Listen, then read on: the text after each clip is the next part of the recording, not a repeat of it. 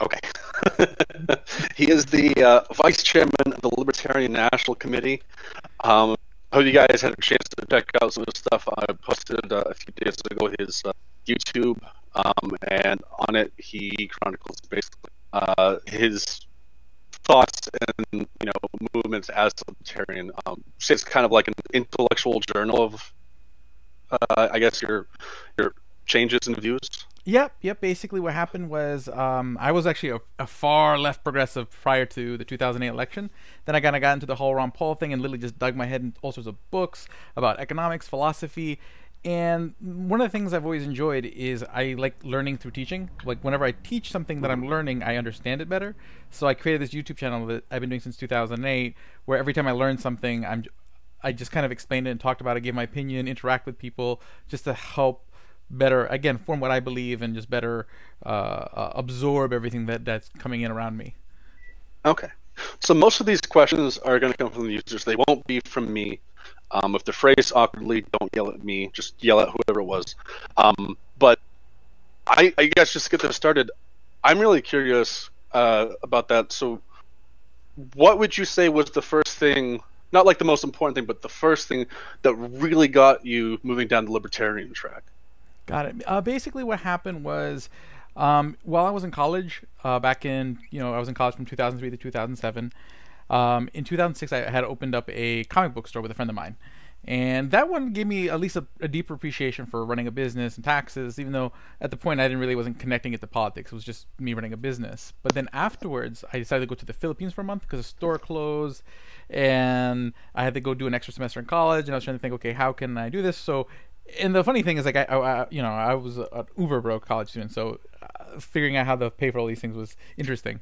But I went to the Philippines for a month, and then the only news channel they had was Fox News. Okay, and as a big old lefty at the time, I'm thinking, this is why the world doesn't like us. So then what happens is there's this debate where Giuliani is confronted by, or Ron Paul and Giuliani kind of go off about the Iraq War and bringing the troops home, and I'm like, yeah, I just agree with everything that guy said. And then for the rest of the debate, I'm like, everything he says, it makes a lot of sense. I didn't think much about it at the time until I came back from the trip, and then I just started, doing what a lot of the people did at the time, watching a lot of these old videos of like Ron Paul saying this and that, and you're like, yeah, there's something to this. And I looked more into it. I asked a lot of questions. It wasn't like, oh, okay, all this makes perfect sense right away. But, the more I looked into it, the more I did the research, the more I asked tough questions and kept sort of pushing the boundaries of my comfort zone, the more compelling it became. And it basically now I'm as pretty much as, even though I like to think of myself as like the Mr. Rogers of libertarians, I'm about as hardcore libertarian as you can imagine. Okay. And before we jump into the users' questions, I also wanted to ask. So I know we were originally scheduled for 8, and you had a meeting come up. Totally understand that we're real flexible here with all this stuff, but I'm curious because I've never talked to anyone that's in any kind of national committee for any political organization. What is a day in the life of a chairman or vice chairman?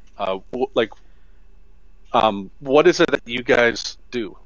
I mean, it's just basically like sitting on a board. Like if you were sitting on a board of a charity or a board of a corporation. Basically, there's certain decisions for the organization that the board has to make regarding allocating funds, allocating resources of that particular organization. Now, it's a little bit different in the Libertarian Party. We don't have the same resources as Republicans and Democrats to have like full-time vice chairman and chairman. So basically, me and the chairman Nick Sorwork, we have full-time jobs and families. Like right now, I'm a programmer. I used to be a trainer in the financial industry. So basically, we meet 4 times a year and we discuss the business of the party. But it's more like a corporate governance kind of thing. Thinking, okay, here's the funds we're raising. Here's where we're putting those funds. Trying to figure out, okay, where are we getting a return on those funds? As far as seeing our growth of memberships, seeing growth of voter turnouts, seeing a growth of sort of the overall libertarian movement, and being sort of the steward of those resources for the party membership. Okay. And so without trying to, we've actually had, I know, at least one person running for the Libertarian nomination on the server, and we have another one scheduled. Who are the main people running at this point? I don't know. It's like the Democratic nomination. Everyone wants to think that they're the main person. There's a lot of people. I'll try to name as many as I can. There's a lot. So let's see here. I know you have Adam Kokesh coming in a couple of weeks. Hmm. And I've gotten to know all these people the last few years. I consider them all friends. McAfee's running. Former Rhode Island governor Lincoln Chafee's running. Then there's John Mons, who ran for governor of Georgia, got over 1 million votes as a libertarian candidate, which is pretty awesome. Considering I think in Gary Johnson's 2012 run, he got like 1.3 million votes. So so that was a pretty awesome result. Then we have Jo Jorgensen, who was actually our vice president candidate in the past. She's running she was one of our vice presidential candidates in the 90s. There's Dan Behrman. He's known as like the taxation stuff guy. Very smart guy, very good guy. Adam Kokesh, also a good guy. I've gotten to know him a lot for the years. I remember when I was like, again, back in the 2008, 2007 days, like Kokesh was a sort of another figure that kind of you'd always see around. So it's kind of weird now. I see him all the time. Who else is running? There's also there's so many. There's Mark Whitney, who is sort of a successful entrepreneur who's thrown his hat in the race and longtime party member. And then there's Jacob Hornberger, who's the founder of the Foundation of Freedom Institute, or the Future of Freedom Foundation. And he's basically like, I remember when I first started learning libertarian ideas, like I read a lot of his literature, and he's like definitely a contributor to like a lot of the way I think. Like people like him, Robert Murphy, Tom Woods, Biff, their literature really kind of helped me build up a lot of my early knowledge. Okay.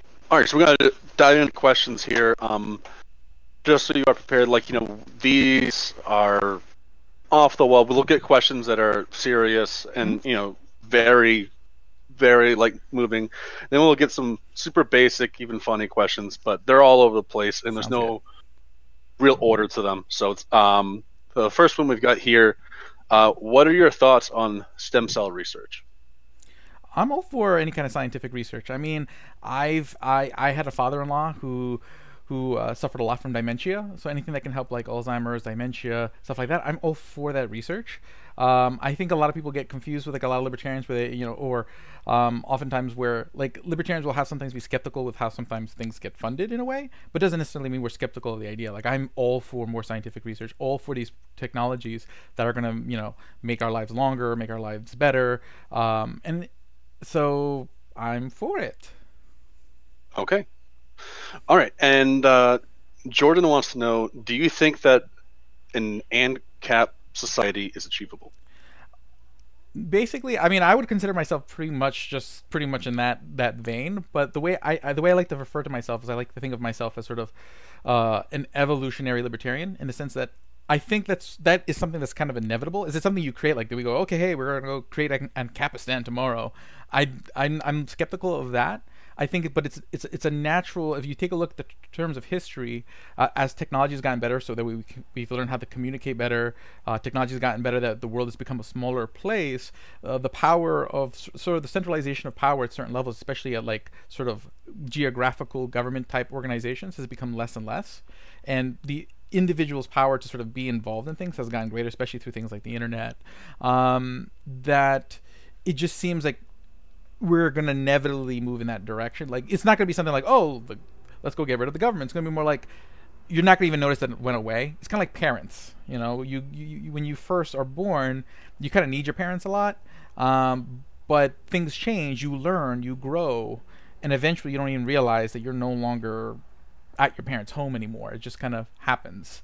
So I do believe society will evolve in that direction. I do think there's a dynamic with governments that makes that take a longer time, because like sometimes you'll see like two sets of parents. Like there's the parents who kind of teach their kids to eventually take care of themselves, and then there's the parents who coddle their kids so much that their kids always need them. Governments have a Hmm. tendency, just because of incentives, to kind of fall in that second category. um, and that's a thing. But I think in the macro sense, over time, we're just growing as a society. I mean, there is less violence in the world. We see a lot of the bad things in the world more because we're able to communicate better, but there's a lot less of it in the world because we can communicate better, and that's a trend that to me just will lead to a much more decentralized society over time. All right. Next question we have from Marcus Tullius Cicero. He asks, "Is the voting method America uses, first past the post, fair? No, And if not, what's a good alternative?" no. I mean, basically, first past the post voting has a very predictable result. It means all you need to do is get 51%. So when it comes to making the argument to the people, all you need to do is convince 51% of the people to hate the other 49% of the people. So this is where you end up with a very big polarization in politics that we see today, where basically the way your goal isn't to sit there and say, hey, how can I be good for everybody? Because that's how you become everyone's second choice, and second choices don't win in first past the post politics. Basically, again, you convince 51% of the people to hate the other 49, and that's the dynamic we have today. So whether it's things like approval voting, ranked choice voting, I think pretty much anything like that would lead to a better political culture. Like again, as a libertarian, of course, I want sort of less things to be decided in that realm, but to the extent that I think you would have much more median decision making in that realm with other voting systems, I think that would be a good step in the right direction. You'll have at least something that are a little bit closer to actual consensus. Okay. And Britt Bong asks, "What are your thoughts on utilitarianism? And if you have a negative opinion, what do you believe is the preferred moral ethical system?" I mean, I don't think there's a perfect moral ethical system because I mean, everything, even utilitarianism can be very, can still end up being very subjective because what metrics matter? What metrics are you going to be utilitarian over? So, well, because different metrics conflict in what your decisions are as a utilitarian. But at the end of the day, it's also very hard if you just sit there and take like I forget the word, but if you were just taking sort of a less utilitarian, more like absolute sort of principled rules kind of approach, it's hard to convince, unless people buy into what your principles are, it's hard to sit there and say, yeah, well, these principles are good, and they just are. This just should be obvious, and that's not necessarily very compelling in growing adherence to a set of principles. So it should be a mix in the way you talk about it, in the sense that there should be we should have some sort of moral boundaries that we don't cross, regardless of the benefit. In a sense, like if someone tried to show me that from a utilitarian point of view, like some metric would be better if we just started like doing horrible things. We still shouldn't do those horrible things. But at the same time, if basically your strict rule set, your strict dogma puts you in a position where you also end up in a negative situation, that's not good either. You have to kind of, it's a mix of both. I mean, at the end of the day, everything's at the median, and that's kind of like I when you kind of first get introduced to a political ideology, whether it's progressivism, conservatism, or libertarianism, when you first kind of become that thing, you're kind of always very energetic. You're very angry because you feel like you just discovered something that the world's hidden from you. So I remember being sort of that younger libertarian who was like just kind of angry and be like, yeah, this is libertarianism. You should all get it. You should all understand. But over time, I think everyone moderates because you start realizing how much to get the world you want requires cooperation of others. And to me, that's what libertarianism is. It's about its core. It's about building that consent with others to make things happen. And that things need to happen through several actions of micro consent broadly to really have sustainable change. Instead of trying to say, hey, 51% of the people consent, so we're going to compel everything on everybody. We need to have a broader consent that occurs through sort of micro consensual actions. So I kind of meandered from the original question, but but I think I did answer the question somewhere along in there. No worries, man. No worries. So next one we've got is from Cato. He asks, "What are your thoughts on the ATF, and what would a libertarian presidency do about it?" Like liberty, like everyone in every camp, whether again progressive, conservative, libertarian, not everyone's the same. So I mean, there are, and if you take a look at the libertarian nomination process, like there's a very diverse set. They're all libertarians. They all kind of believe where we're going, but how they would handle it's very different. So you might have a libertarian president who, yeah, maybe on day one closes the door, puts a lock on the door. You may have another libertarian that doesn't necessarily shake things up, but tries to make the case to everybody to sit there and say, hey, maybe we should move in this direction, and try to build a consensus so that way society consents to move in that direction and starts kind of unwrapping the chains of power and the collections of power that existed. But I don't want to say there's like an absolute, like, this is sort of the exactly how a libertarian presidency would be. It depends who you're talking about. But far as moving in the direction, whether quickly or not quickly, towards sort of, again, dismantling the reins of power, making institutions more decentralized that are centralized, I think generally any libertarian president will kind of move in that direction. Okay, and if you were running for president, which would you want to do? Basically, one of the things that's important to me, like in creating a libertarian world, is you could have absolute freedom in a sense that there are no barriers. But for us we also want to live good lives, and we also want to maintain that freedom. Okay, so basically, if you had like absolute freedom, and then suddenly we didn't have some sort of level of respect for each other, some level of love for humanity. But what happened is that you might have some people who are violent, and then very quickly people are going to get scared and start asking for concentration of power again. So to me, it's always very important to try to create that air of let's respect each other, let's love each other. That's one of the things that I ran on when I ran for vice chair, sort of to be a more positive figure in the party, who's promoting things like tolerance, forgiveness, empathy, because basically I want there to be a free world, but I want that free world to be maintained. So that means we need to not end up in a situation where people are calling to control each other again, and controlling each other generally comes out of fear, hate, things like that. So to the extent I want to maintain a freer world, I need to try to minimize those things in my actions and the example that I lead. So if I were president, that would very be much in the way I act. I don't want to necessarily seem like, as much as I would want to change things overnight, if I were to just do that, all I'm doing is acting like the dictator I'm trying to prevent. And it would be me trying to set an example, trying to make my case to the people, and try to move the country in that direction, and trying to actually encourage people to start fixing a lot of the issues that we need in their day-to-day lives. A lot of times we have these discussions about trying to do these big, broad, overarching policies, and people organize for like 10 years to get them done. And then at the end, you end up with this sort of wishy-washy, sort of mid-washed-down version of it because of all the political wrangling that had to come in between. But in that 10 years, all the money in politics could have gone to directly affecting the issue. All those man-hours could have gone to directly affecting the issue. And that could have seen so much more of an effect during that time. So trying to get people to think more creatively about what the solution is also a very big part, and encouraging people to do creative solutions would be a big part of the messaging that I would put out there, the example that I would set. All right. So next question is from Frago. Mm-hmm. Frago wants to know, do you have a bird, and if so, what kind? Yes, I do. I have a bird. It's a cockatiel. So you probably heard it chirping in the background. It's a cockatiel. We've had it for like 2 years, yeah, it's a fun bird to have around. We have to clean up after it, but that's pet life, right? But pet life makes life a little bit better. That's right. Every now and then, pretty much every time we do one of these, I trip over one of my dog's toys that he sets out in front of me as I'm walking around the house. So. Mm-hmm. No, I relate. All right, so I'm sorry. We'll move on to the next question. Alamo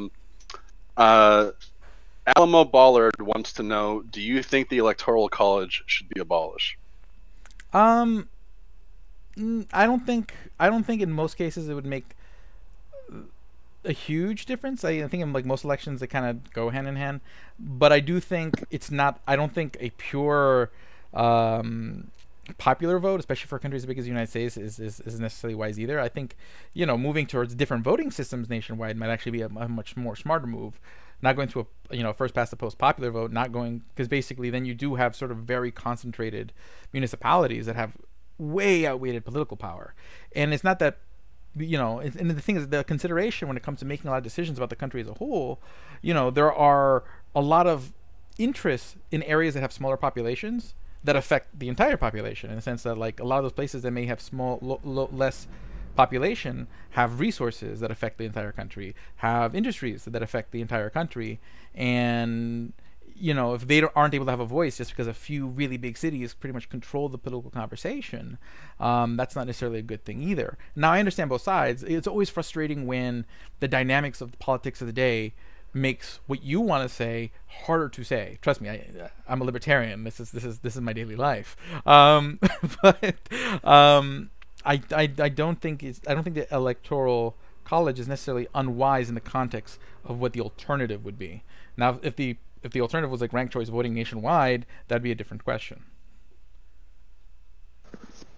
Okay.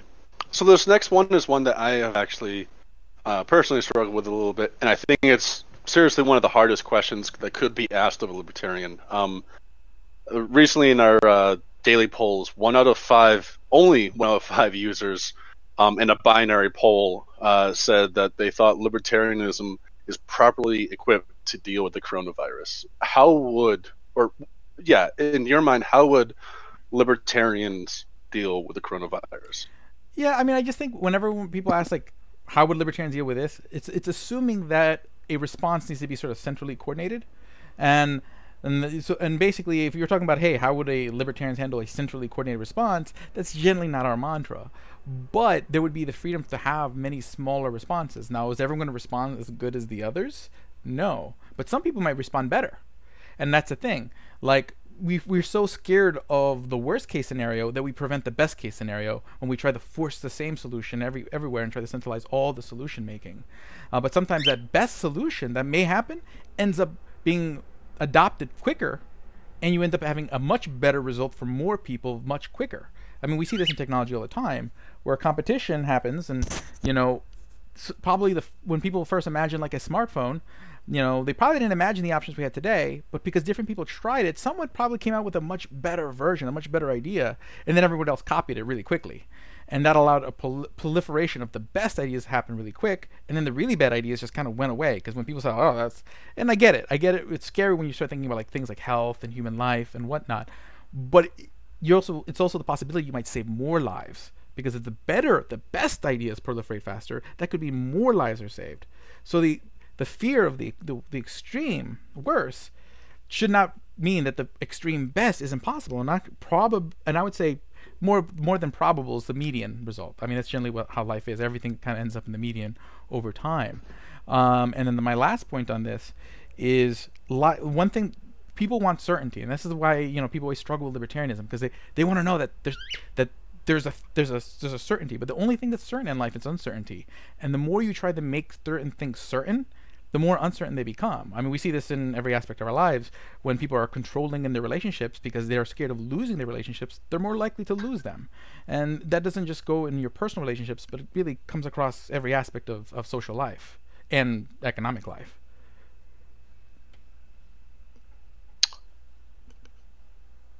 Okay. So our next question comes from Bird Lawyer. Bird Lawyer, are you here? Yeah, I'm here. My question is, how do you feel about anarcho ideologies, and are there any in particular that appeal to you? I kind of alluded to that. Like I mean, back in my earlier days when I was a much more sort of fiercely outspoken libertarian, like you can find videos on YouTube where I'm talking about how I refer to myself as an anarcho-capitalist. I don't use the term anymore. One, it's like I just don't think most other anarcho-capitalists would probably want, sort of like, again, my view of more of an evolution of society getting to that point kind of view. A lot of probably people expect that sort of more quicker, hey, we're going to make it happen overnight kind of deal. But the ideas of that sort of a stateless society being a possibility, and even something that's desirable, or I just think sort of, and I don't even think stateless, because I think stateless misses the point. It's not about whether there's a state or not. It's about sort of decentralization and individual empowerment, and I think that's where I like to focus my discussion. But yeah, there's like I don't have an issue with any kind of libertarian ideology. Like I have a soft spot in my heart for left libertarians, right libertarians, moderate libertarians, anarcho-capitalists, Georgists, or Georgist libertarians. There's all sorts of variety within the libertarian movement, and a lot. And the great thing about all of them is that they're looking at it from a slightly different angle, and they bring slightly different social critiques and economic critiques to the world of today. And instead of trying to sit there and choose one and say, hey, this is right, but looking at all of them and taking a look at their critique and what does it say, and try the best to try to reconcile it all, I think makes for a richer perspective. So that's why I less put myself in a particular bandwagon nowadays and just try to take them all in, because I'm not trying to have a certain one win. I just want to understand them all enough that I feel like I know better than I did before. So I like them all. I want to hear them all speak, and that's what I love about the Libertarian Party, that you have such a weird variety of opinions, and instead of trying to hush them, they all get they all get a microphone, so that way we can have that conversation. I mean, you can have a John Mons, an Adam Kokesh, and a Vermin Supreme, and a McAfee, and a Joe Jorgensen on the stage with such a diverse approaches, such a diverse views, but still sort of at the core libertarian, and and again, there's space for them, and to me that's important, because if we do want a world that's more inclusive, that inclusivity has to occur in the political space as well, and that means we need to be able to have a political apparatus that allows people who may not look like your traditional candidate to be a candidate, to put their name in the ring and be able to say what they want to say. So when people criticize the Libertarian Party for sometimes the optics of some of our more eccentric candidates, I'm like, I'm glad we have a party where those candidates can run, because it means that we are trying to change the political culture for us who does have the opportunity to speak. All right, and so I know there's also other anarcho groups such as anarcho-syndicalists, anarcho-communists. Do you have any thoughts on those other groups? I mean, basically, I think blockchain really kind of changed everything when it came to that conversation. Like, basically, from my understanding, okay, so anarcho-capitalists were kind of criticizing criticizing collections of power. So that's sort of like the main social critique there, the use of violence in society. While like in anarcho-syndicalism and a lot of sort of more a left-wing, more anarchist ideas, the criticism is more about like social hierarchies and just sort of institutions that might create like inequality and this and that. To me, though, blockchain changed everything as far as like being able to reconcile those ideas. Because when I think about ideas like decentralized applications or dApps, you start seeing that there's a business model that is maybe not feasible yet, but going to be in the future, where you have these decentralized. Basically, imagine like I'm a programmer. I sit there and I create some sort of application that's decentralized, distributed through blockchain. But that for that enterprise to exist, it needs people to decentralize, participate, and they all get rewarded with a token. So you start seeing that, hey, this is democratizing sort of who are the stakeholders in enterprise. So you still have free enterprise through the blockchain system, but you're starting to see like the blockchain create a mechanism where those profits get distributed sort of in a more egalitarian way, not because anyone forced it, not because anyone compelled it, just because the incentives make sense naturally based on the way it's designed. And in a world where governments are becoming more and more intrusive on business, it makes more and more sense to move toward a decentralized business model, which means sort of the long-term trajectory just seems to make sense that we're going to move in that direction. And that's going to address both concerns, the concerns of sort of, economic egalitarianism, and the concerns of sort of, centralization of power and the use of violence, because blockchain in a way just democratizes all of that. Again, it's still a long way to get where it needs to be. So again, I'm not unsympathetic to those criticisms. I do weigh violence a lot more heavier than, violence as an issue or something I want to avoid a lot higher than I would weight necessarily inequality, which is why I would say, again, to me, why free markets matter. I mean, to me, and when people, that's why I don't use the word capitalism either, because when people say capitalism, everyone means something different. Okay, like when I say capitalism, or when I used to say capitalism, I mean like free markets, where basically our interactions with each other are sort of free from compulsions of compulsion and violence. While a lot of other people may say capitalism, and they're sort of insinuating or assuming sort of these, imbalanced power relationships, and assuming that they're all there every time. And when you don't sit there and have a discussion where you appreciate those differences and how you're approaching a word, it makes not for very fruitful discussion. Which is why I tend to say, hey, I'm for free exchange. I just want people to be able to freely exchange with each other goods, services, their ideas, their love for each other, the ability to travel. I just want people to be free. Okay. Biscuit thinks that socialism and communism have failed. He wants to know if you agree, and if you do agree, why do you think they failed? In the sense that basically where people think they can compel an idea, yes, okay, and I think all ideas fail on large scales, Okay, basically, whenever you try to force a lot of people to do something, it's just generally not going to work. People don't work that way. But again, in small scales, you can take a look at like kibbutzes and communes where there are little small communities where basically everything is distributed in an egalitarian way, where basically they do away with sort of monetary exchange within the community. And they are able to function. But the reason they can function is partly because in the grander scheme of things, now going into a little bit the economics of it, there's still a pricing system. There's still a market surrounding these small pockets of sort of micro voluntary socialism, because one of the issues when you try to do socialism on a grand scale, people always, when you saw like a lot of the economists debate socialism, their main critique was always like the incentives, like, oh, the incentives aren't there. So if you tell people that they're not going to make any more, they're not going to work any harder, which is that's a fair critique and that's an accurate critique. But the better critique was the calculation critique of people like Ludwig von Mises and Friedrich Hayek, where the focus was, if you don't have prices, you don't have nothing that's kind of communicating to society how to allocate its resources. Like, there's a finite amount of steel, and it's like a million, let's say hundreds of things I can create with that steel. How do I know how much of each one do I need? It's not like I have this magical knowledge of what everyone wants and needs and how to balance out all those interests. So all those little micro transactions, all those micro consensual transactions that occur, create prices, and those prices sort of help communicate what we need. So a small instance of socialism, like a commune or a kibbutz, they can manage their resources better because those prices are being formed around them.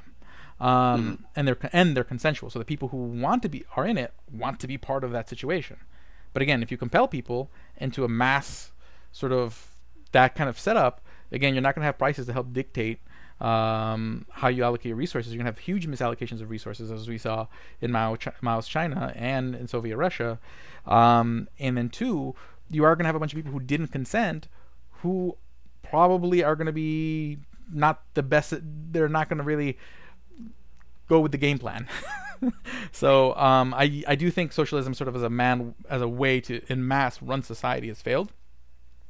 But do I think that the concept of running a small society or a small community that way, I don't think there's anything wrong with that. I think pretty much any kind of consensual arrangement among people is fine. Usually the fact that it is consensual makes it work. And that's why you have such diverse consensual arrangements throughout all of our life.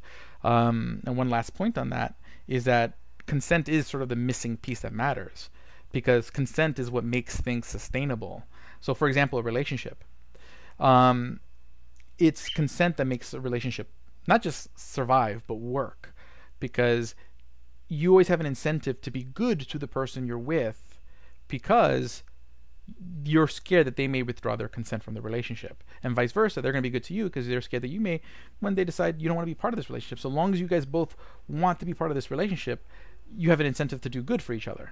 And usually when relationships become abusive is when that sort of dynamic disappears, where one person feels like they can't leave the relationship. They forget that this is where basically the consent's kind of disappeared, even though there is no law or rule forcing or removing consent, but psychologically the consent is gone. Then there is that power dynamic where suddenly now relationships become abusive, and that goes for all of society. Sometimes we formally remove consent through means like government, and other times it's through other psychological and social dynamics, which kind of consent sort of evaporates, and certain relationships become very abusive. And I think making sure that we foster a place where people always remember that everything is consensual and that they have the power to change things, and not every time you have to make a decision is it going to be easy, but you can. And reminding people of that, I think, would make for a better life for everybody. Okay. So I know you've, I want to get to more users' questions. I know you've already partially addressed this question, but someone just told me that there is breaking news on this. Donald Trump just banned all travel from mainland Europe to the U.S. for 30 days as a measure to try to combat coronavirus. Do you have any thoughts on that? I'm all for free travel. I'm not a big fan of bans, period. To me, anytime you try to ban something, it just makes the problem oftentimes worse, but also makes it harder to identify. I always basically another big theme, and I think among libertarians, but just I think a theme with me in general, is just my disdain for black markets. Well, black markets can be a freeing thing when there is oppression. Black markets are not as good as transparent, legal markets, in the sense that you lack quality control, worse outcomes. So I mean, the easiest example is always like the drug situation, where basically, black market, and it's not because something just is illegal. Like, something could be legal and you still have black markets. It's when you make it hard enough to get, that people avoid getting it the legal way because it's too difficult to get the legal way. So things like with drugs, people have to go to, criminal organizations to go procure their recreational drugs. They have to, hello, Birdie. Then they overdose more often because they don't know what the quality of what they're buying is. There's more violence on both sides over it all. So overall, it's just and then you have the whole criminal justice system and how this creates all sorts of really unequal outcomes and horrible and creates sort of systematic breaking down of neighborhoods over time. Like, there's all these really sort of bad outcomes, all because you say, hey, we're going to prevent this thing. And this is the same thing we see in immigration. I mean, illegal immigration is the black market for immigration. And in the same way, you see, growth. The problem isn't immigration. We want more immigration. Immigration means it's not just more workers, but it's more entrepreneurs. It's more friends, more family, more artists, more designers. I mean, people are so many things more than just, are they another worker who's competing for me for a job. They're also like the person who buys stuff. That means I get to keep my job, or the person who starts the business so that way I can get a job. But it even goes beyond economics. That person who immigrates could be, my spouse, or the person who, is a lifelong friend. So I want more immigration. And then I want immigration to be as broadly and available as possible, but I want it to be openly, in an open markets, because then again, you don't have all those sort of bad outcomes from black markets. And that's kind of the way I pretty much feel about anytime anyone says ban this. You're going to end up with those outcomes. I know the intention's always like, there's always this sort of noble intention at its core, or this sort of pragmatism that is at its core, but the outcomes are never good of trying to, tax things away or trying to ban things away. Mm-hmm. Okay, so we do have a lot of users in here who've been waiting very patiently. I want to try to get the questions of the users who have been here. We have a lot of people around the world, so I've been asking a lot of questions of people that wrote earlier who couldn't make it. Patriot wants to know, should the minimum wage be as low as possible? If so, how would it benefit society? Well, I mean, I don't think there should be. I don't believe in any price fixing. So in the sense that minimum wage is price fixing, and then a lot of countries that people will point to in Europe as very successful don't have a minimum wage. Yes, they have other sort of safety net programs, but you're not messing around with prices directly. And let's just to kind of put it in perspective, how there's different ways that the minimum wage has an effect. And honestly, I've done like 30-minute videos on this, so I'm not going to be able to get to all the points I want to make on this. But I do recommend going to YouTube and watching so many videos I've done on the minimum wage. But my favorite argument on this is just, I think, illustrates the idea. It's been a while since I made this argument, but basically, imagine this. If I were to sit there and say, all sandwiches, again, I can already anticipate some of the issues that people are going to have with this analogy, but let's say all sandwiches or all burgers have to be at least $10. So you cannot buy a burger for less than $10. Okay? So like that's generally the price of like a Shake Shack burger, which is generally considered a higher quality burger. And most of the lower quality burgers are McDonald's. So you're saying, okay, if I have a choice between these two burgers and I got to pay $10 either way, which one are you going to buy? You're going to go buy the Shake Shack burger. And now no one's ever going to buy that burger at McDonald's again, because if I have to pay the same price, why don't I buy the better one?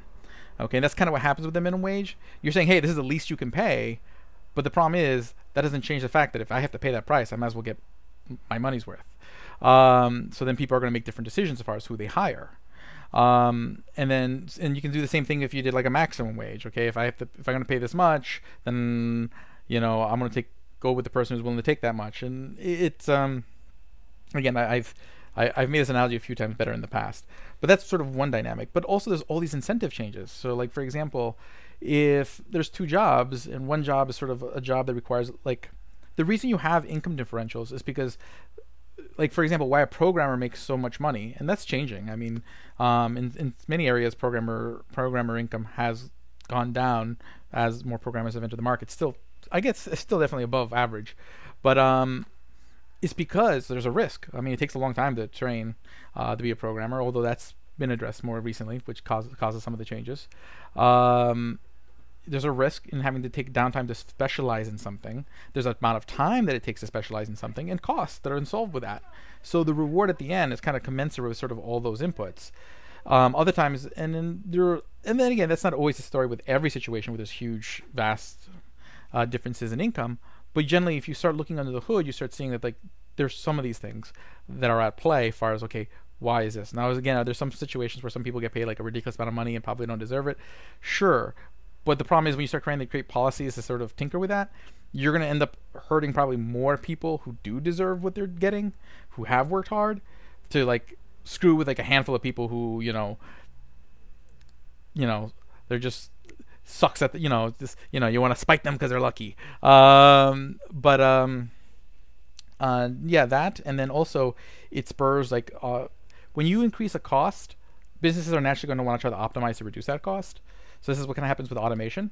And the thing is, you're not going to see that in the data very much, because what happens is that like if you raise the minimum wage, which has happened, and McDonald's invests in trying to come out with these machines to automate order taking in like Seattle and was it I forget, Berkeley, I think, raised their minimum wage, and then New York raised their minimum wage. I'm in New York, I should know that off the top of my head. Places like that. The thing is that once they invent the technology, there's no reason why they can't just roll it out everywhere. So then what happens, it ends up decreasing the overall demand for labor everywhere, because that optimization in one area becomes adoptable everywhere.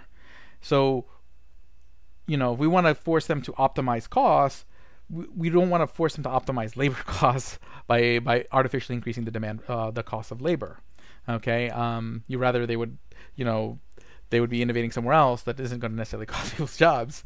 So that's another thing with minimum wage. Again, you're changing the incentive. You change like whether people is going to make that decision to train for this job versus take this job, because if they're too close in pay, the benefit of doing the extra training or doing the extra effort for this job might not be worth it. And I get it. Like the last 10 years, like the economy's been stagnating, and basically there hasn't necessarily always felt like there's enough jobs to go around, and the jobs that are available oftentimes feel like they require such a specialized skill set that it's tough to sit there and go out there and find a job to go take care of your family and kids. And I understand all that, and there's a lot. The thing is that there's no quick fix for all that, because those problems have occurred from a lot of bad decisions that have occurred over time, that have limited the ability for the economy to necessarily grow the pie. Even though the pie is growing, and it's growing, but there's definitely things we've done to sort of slow down that growth over time. So I can go on a long time about the minimum wage. There's countries that have modified their minimum wage to very positive expense, in the sense where they sit there and say, okay, if you're like below a certain age, the minimum wage doesn't apply to you, which allows sort of younger people to get those entry level jobs, and even though they get paid less, they get experience. There's different takes on it, but the sort of, hey, we're going to set a real high price for everybody all the time, that you're seeing like a lot. Just in general, like a lot of European policies that people try to point to are oftentimes a lot more complicated than the way they're trying to implement them here in the United States. People are just taking what they saw on the surface in Europe, and trying to implement them here. Like I highly recommend people read the work of Johan Nuremberg, especially about like he's from Sweden, and just talks about sort of like how a lot of these European countries are a lot more market oriented than the policies that we're trying to take from them. And like a lot of the policies that make a lot of those other policies work is the more market oriented policies, and the dividends that come from them. Okay, so I've really got to ask then, because I know you didn't mention it, but you alluded to it. What are your thoughts on Bernie Sanders? Personally, as a person, I have a lot of respect for Bernie Sanders. Okay, like in the sense that because he appeals and the reason he appeals to younger people is in the same way that Ron Paul appealed to me when I was younger, was when you're young, you're idealistic, and the whole world's telling you can't be that way. The whole world's telling you have to give up the hope that the world can be better. And then because you see every adult and they're kind of all more cynical, more whatnot, to see somebody who for 40 years has beat the same drum, stuck to the same message, never gave up on their ideals, is very inspiring, especially if you're younger, because you're basically telling you a message that you don't have to give up on your dreams, you don't have to give up on hope, and that's a very uplifting message. So that aspect of like, and similarity between Ron Paul and Bernie Sanders, I have a lot of respect for both of them, for their integrity, for their consistency over the years, and I think that's why they've had such a huge appeal with younger voters. Now, as far as policy-wise, I totally disagree with Bernie Sanders. I do think he has a very colored view of a lot of the policies he advocates for, and also a colored view of how they are implemented in the places that he cites. And ignores a lot of the other factors of the other policies that exist in those countries that kind of balance things out. And even then, it doesn't necessarily always work perfectly. If you take a look at like a lot of the budgeting issues and long-term trajectories financially, some of these countries are in, or where they came from. Some of these countries were very wealthy before they implemented these policies, are still wealthy, but they're less wealthy. It's kind of like that joke, like how do you get what's the best way to make a small fortune? By starting with a large fortune, you know, especially in specific like countries like Sweden, where it was a wealthier country, and it's still a wealthy country, but it's a less wealthier country. That's why it was able to do a lot of the things it did. But on top of sort of more broad taxing, that sort of is much more distributed versus sort of, a strict tax on the wealthy. So yeah, no, I have a lot of disagreements with Bernie Sanders, but I have a lot of respect for him because it's nice to see people who can hold on to their ideals. Even if I disagree with them, the fact that you can hope and not the world doesn't break you is a nice thing. All right. Sontox wants to know, who do you think was the worst U.S. president ever? Wow, worst. You have a lot of contenders. I mean, I'm not a big fan of any president. To tell you the truth, like I'm not a fan of the idea of sort of that amount of power being vested in anyone's hands, and so I don't think anyone can effectively wield it. That's why you take a look at every president; they've all made really big mistakes, and oftentimes when you are that person, when you are the president, you don't know everything, and you're being quickly told a bunch of stuff by a bunch of advisors. And you don't have time to hear every opinion in the room by everybody. So you're just taking in a lot of information and making decisions super quick. So you end up making a lot of decisions. And sometimes you make decisions because you're not comfortable with a decision, but there's enough people who are just around you who tell you, who just make you feel like, okay, this must be the right decision because this is the people who I have around me, because my party apparatus told me these are the people who I need to have as my advisors. And that's not good either. And then you have Donald Trump, who just kind of makes decisions, who just seems to kind of make the decisions he wants, or really kind of makes the decisions more as a sort of a political chess player. So it's, and that's also been very bad. So, I mean, I would say that kind of scares me a little bit more. So I might have to put Trump in the category, but but I think a lot of people really underappreciate sort of the damage of a lot of what FDR did. And I know people are going to talk about like a lot of things sort of in the most positive light because again, surface level, but there are really a lot of bad things that set really long entrenched. So again, it's not when I say like, oh, this was maybe a bad presidency. It doesn't mean like I think the person's a bad person. It's just I think there were some very large consequential decisions made during that time. I don't think Trump's decisions are going to be as consequential because I don't think he is as he is in a cultural space. His decision making is considered sort of erratic, so a reversion to the norm seems to make sense over time. So I think his sort of where he will have an effect is sort of like his effect on sort of the judicial system and a lot of the courts where he's been able to appoint judges to, and like now it's like kind of with Biden being the nominee, it looks like Trump will have a second term, so probably appoint even more judges. So that will have a lasting effect, but that's not really a Trump thing more than it's a Republican thing, because at the end of the day, I don't think Trump's sitting there like picking all the judges. It's really like, okay, here's the list of all the people the Republicans were looking to put in judgeships anyways. So in the areas that are going to have a lasting impact, it's more like a Republican impact, less than a Trump impact. And the things where Trump has a specific impact, the one shining silver lining is that at least over the last few years, people have cared to talk about politics. It's not that we should be spending our time talking about politics. There's so much more to life, but in the sense that people are suddenly finding to care more about what's going on in the world around them and some of the details and asking tougher questions. I think that's a good thing. Like the 2016 election really kind of shattered apathy broadly across the board. Sometimes really horrible things have to happen to do that, but sometimes in the long run that's better, in the sense that that sets up a foundation for a more active society. We're more involved in civic society, which will be a good thing in the long run. Just the last few years have been quite depressing. All right. So Berkarov wants to know if he wanted to get involved with a libertarian campaign, where would the resources for that be? The best thing you can do is try to contact the candidate, and usually you can actually here's the thing, there are some. For most people in the Libertarian Party, you could probably just hit. You can email the party. You can go to lp.org and message the party. You can go to the state party and message them. You can go to the county party and message them, and they'll get you involved with the right people, tell you what campaigns are running. But being sort of, while we're still the third largest party, we're still a very much sort of in a startup of parties.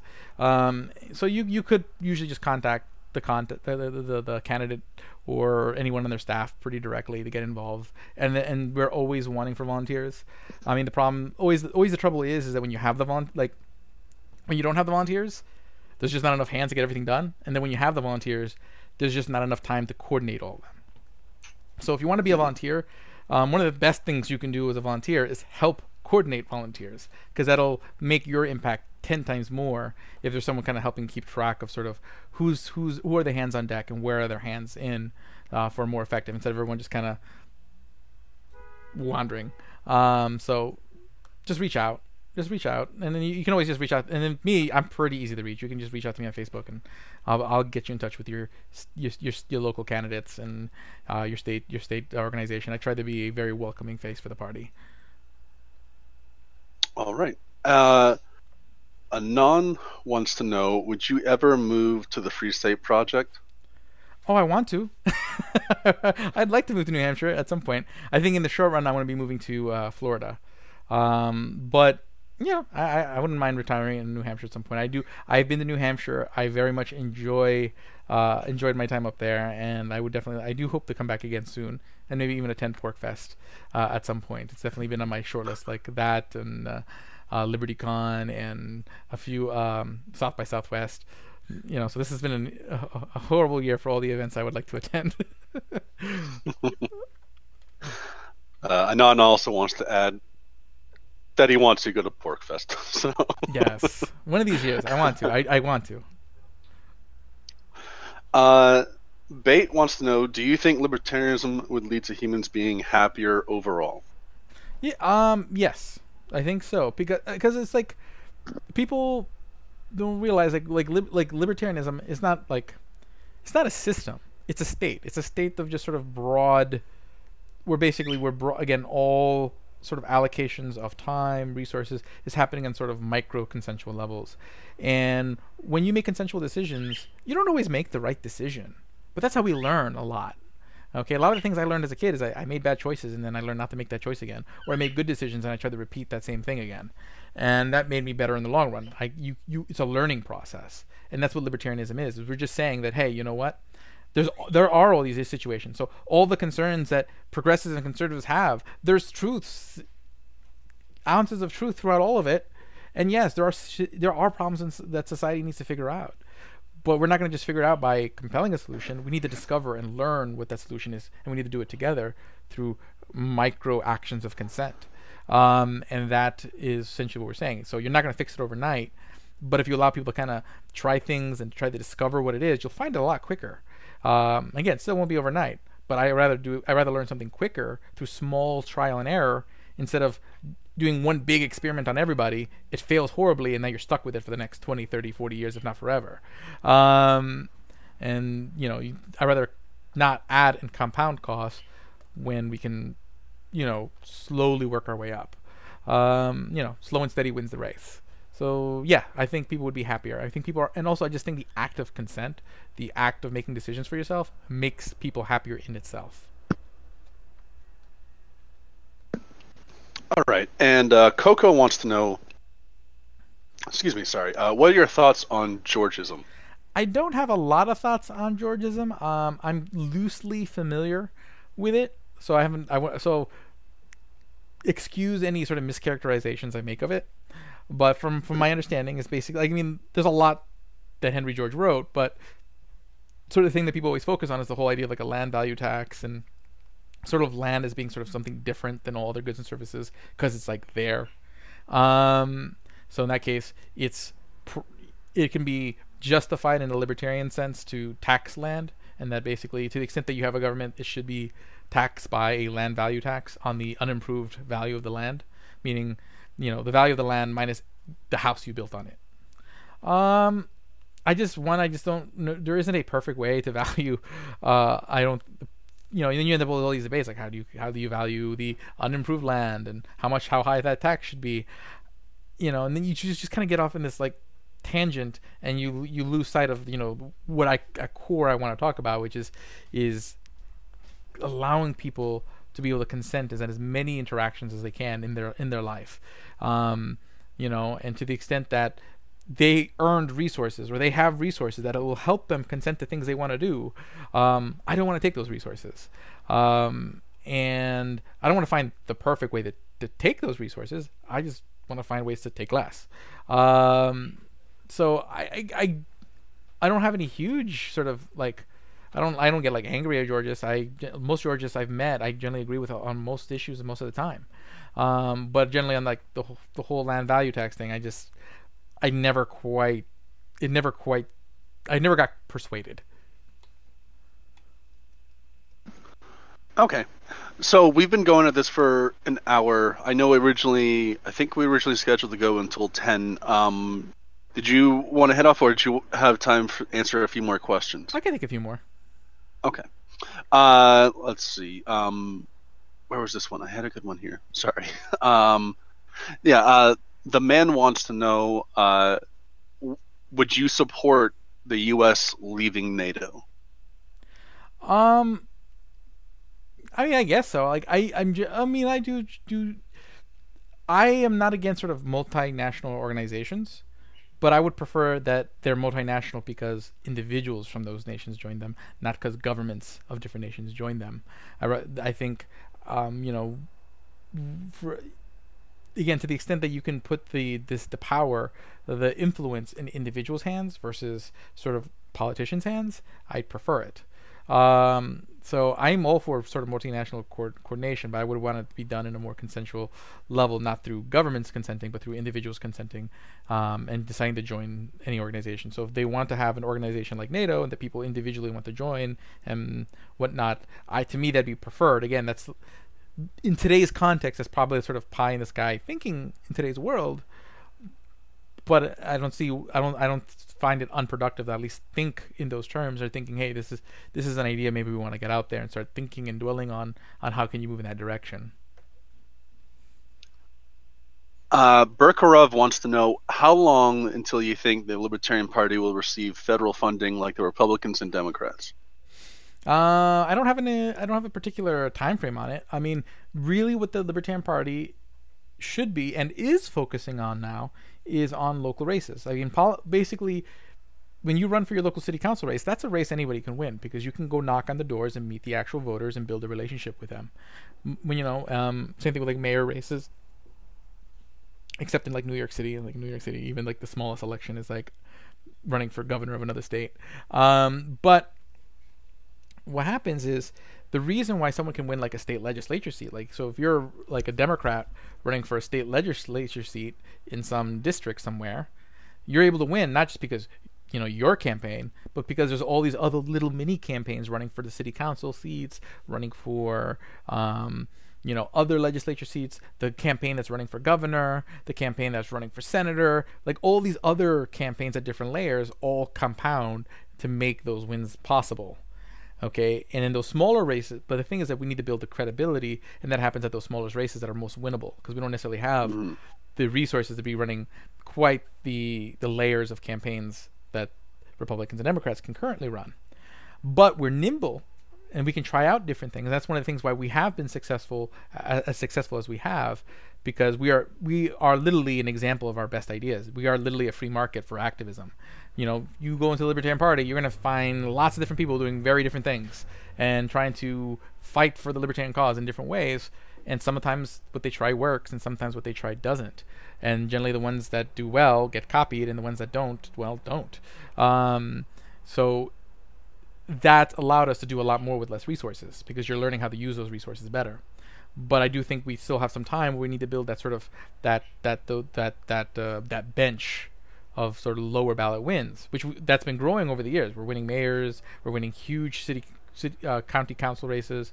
When I think of like Jeff Hewitt over there in Riverside County, we come really close to winning very huge state legislature races. Like in Wyoming, Bethany Valdez almost beat the Senate Majority Leader, the Republican Senate Majority Leader in that state, and they actually announced her as the winner. And then at the last minute, they found like 500 votes, and that changed the results. So there's amazing things happening, but it's not going to be the stuff that's going to be national headlines yet. But we're growing, and we're organizing, and we're seeing a lot of dividends come from the investments that have been made over the years. All right. Marx's boy wants to know, how can a socioeconomic system which guarantees absolute economic freedom for the bourgeois class likewise guarantee labor rights? Like I said, there's no certainty in life. Basically, when people are free, there's going to be things that are question marks. And it's like tug of war, okay? So in tug of war, most of the time, most of the time, you're basically both sides don't move, okay? Both parties want to win, both sides want to win, but it's because they're pulling on each other. You end up staying sort of in a state of balance, and that is sort of a state of freedom. Everyone's kind of pulling in a different direction, and those directions oftentimes can conflict, but that creates a sort of more distributed and broad balance. But there's no certainty of it. There's no certainty in anything. And if anything, when you try to create certainty of, we're going to create certainty that there'll be no bourgeois, you end up creating a permanent bourgeois class. Like you've seen in, places like Soviet Russia and Mao, where basically the politically connected become the new bourgeois because they have all the power and they have access to all the resources and hoard it for themselves, because they have those connections. All you're doing is just changing who's the bourgeois, because you want to punish the current bourgeois. And that to me isn't necessarily that to me is not a better outcome. Jordan wants to know, who are your favorite authors who have been the most influential on your libertarian views? Hayek, Mises, Rothbard, Nozick, Kling. If you go to my website, alexmerced.com, and actually I have another website, libertarian101.com, I do have a reading list of books I recommend. Some of the books that I think probably are sort of, like, there's a lot of books that probably, if you're familiar with libertarian literature, everyone's heard of, like, anything by Hayek and Mises, or Ayn Rand novels, or Heinlein novels. Like that stuff gets usually a lot of sort of attention. But I mean, like books like Invisible Wealth by Arnold Kling and Nick Schultz, I think was a really good book. It's not necessarily a libertarian book. It's not like making a case for liberty. It's making a case for how important informal institutions are. But the conclusions are very libertarian. The book The Moral Molecule by Paul Zak. He's a neuroeconomist who actually basically studies the releases of oxytocin in economic transactions. And again, it's more of a book that combines economics with science, but the conclusions are very libertarian. And a lot of those books I'm heavily convinced that we're just basically hardwired for consent. And consent happens within the realm of freedom, because that's what consent is. You're choosing to do something. If you weren't free to make that choice, then you can't consent. So if we get a high off consenting to things, like literally we get a high off consenting, then the only way, we're literally genetically wired to be within a realm or in a space of freedom. Okay. And related, Harold wants to know, what are your thoughts on Ayn Rand's objectivism? I haven't read it. I've only read Anthem by Ayn Rand. I did enjoy it. It was actually a book I read in like 6th grade, and it did have an impact in the way I thought about individualism and creativity at the time. I didn't become a libertarian because of the book, but it definitely affected me having sort of a huge value for the ability to give your opinion, to have an opinion, to you know be proud to be different, to be proud to be good. Um, that was kind of what I got out of that particular book. It's just a really quick read. I highly recommend it. I never read Atlas Shrugged. I'm familiar with the story. I'm familiar with Fountainhead. I just never read them.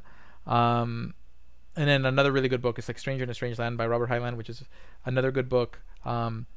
Which is definitely more story than it's like it's less sort of overbearing with its message than, let's say, an Ayn Rand novel, but also very good. Okay. Last question here. Oh, someone's writing another one. So if you got time, we can pull out a couple more here. So libertarianism, isn't it pretty much just an ideology for straight white men?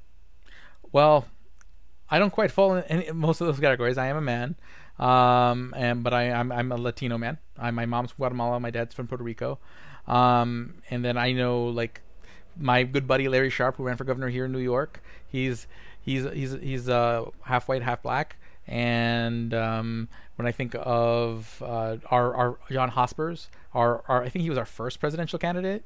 He was an openly gay man. You have John Mons, who's running right now for president, who's also black, and Jo Jorgensen, who's a woman. You have you have a variety and then you have people like who I've served on the committee with, who include women members of the LGBT community on the national committee. It's a really diverse party. Now, of course, like if you were to sit there and like figure out the percentages of like this group and that group, I don't think it's too far from sort of what the national is. I mean, I do think we maybe have we're a little over, like percentage wise, probably have more straight white men than many other groups, but it's not the only thing we have, and it's not the only people we speak for.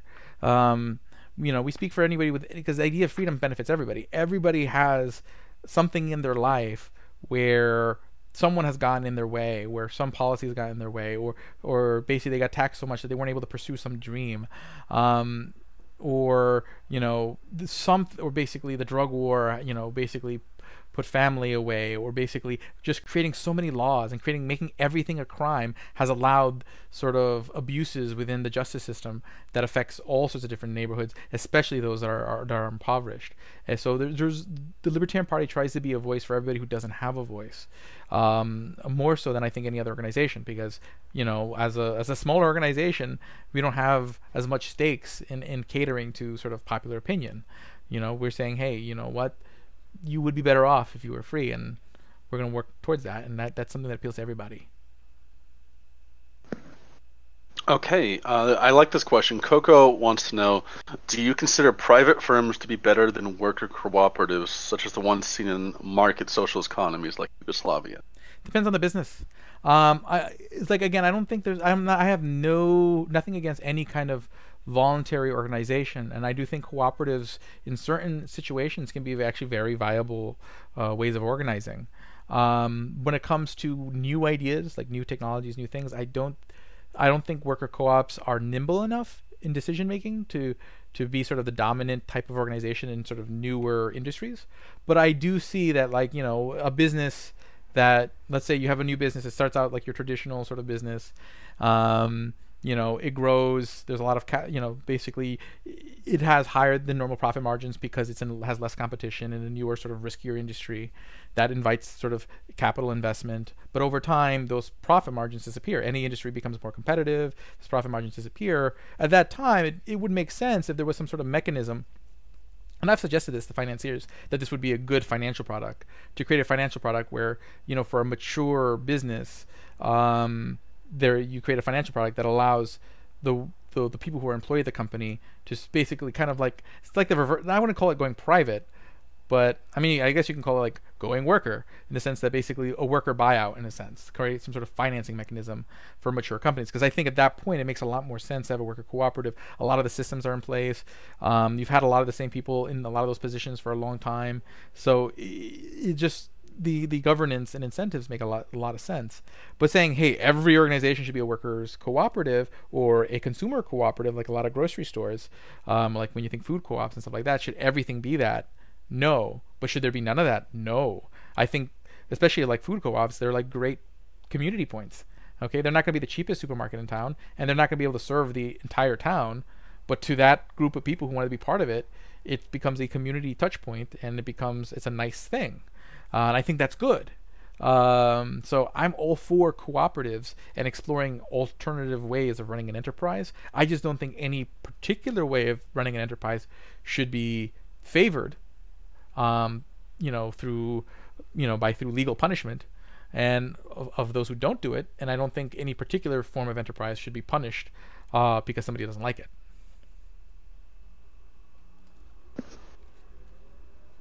Okay. Are you familiar with the phrase "all that groks is God"? Yes, I grok. Okay. Blood Fairy posted a picture of her tattoo, and AMA questions, wants to know what you think of it. And also, I would like to know, could you explain what the hell this means? Okay, so this is actually refers to the book "Strangers in a Strange Land" by Robert Heinlein. I still got a little bit of the book left to finish, but the word grok is it's like a word of, and understanding probably doesn't necessarily fully capture what grokking is, but grok just means to kind of truly get it, in a sense. Like, it just like this level of understanding, because what happens is, like, in the book, it's about this guy Robert Valentine, or I forget his exact name, it's something Valentine, who, because Robert Valentine's also the chair of the Dutch Libertarian Party, also a very good guy. But basically what happens is he was raised on, like, I think Mars or something, or some other planet, and basically, so he learned, like, he has like a whole different way of thinking, different language. It's a really good book. So basically, you're seeing sort of the world through his eyes, and you're seeing, like, political institutions, social institutions, through the eyes of this person who's never experienced, a human who's never really experienced the world before. And it's just a really fascinating book. But he constantly uses this word grok when he understands things. So, like, there's all these humans that are constantly trying to, like, explain to him, like, this is how things work, this is why these things are, this is why you can't do that. And when he gets it, he's like, okay, I grok it. Okay.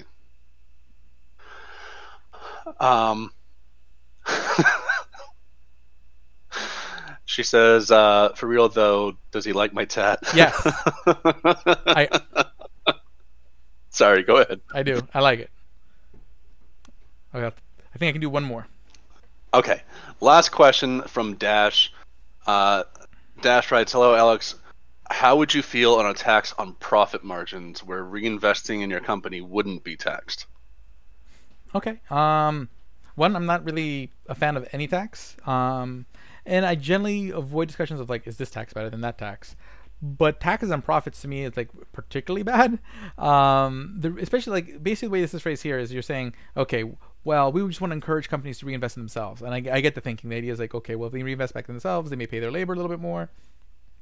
But the thing is that the things that the goods and services that society demands are diffuse. So if a company only reinvests in itself, that capital may not go elsewhere to some other good or service that's going to make our lives better. That'll create other jobs for someone else.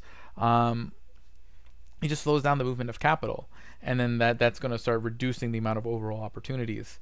And that's, like, always my thing when people try to like put costs on business because they just want to punish business.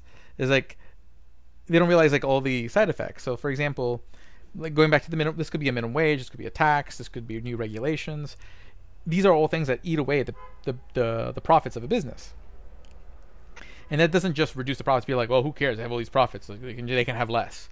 But that also reduces sort of the return on capital, which means if they need to raise money to keep the business going or to do something cool so that way the business can grow and do what it's doing better, it can't raise that capital because it can't provide enough of a return compared to other investments to compete for that capital. Okay, so basically what you do is when you punish an industry with these costs, you might end up lowering their return relative to the risk that investors are taking, that they just won't invest in that industry anymore, and you can stunt its growth, which can be pretty bad. And I'll talk about tariffs. Tariffs are tax, and it's the same effect. Bottom line is, you impose any cost, you're going to change decision making, and oftentimes there is a cost. There is going to be some sort of cost that you will never see. And you will never know to that cost, because it's got to be paid somewhere. and oftentimes those gains that would have been compounded over time, instead you're compounding losses over time. Okay. All right. So that's our last query there. I really appreciate you coming out, Alex. It's been fantastic. I really appreciate your thoughts here. No problem. Loved it. And yeah, no, I'll be glad. If you guys want me back at some point, I'm more than glad to come back. But otherwise, this has been delightful. All right. Yeah, we'd love to be back. If you want to email me the link to your video on minimum wage, I'll post that in announcements. Okay, sounds good. We'll do. Awesome. Thank you. Thank you.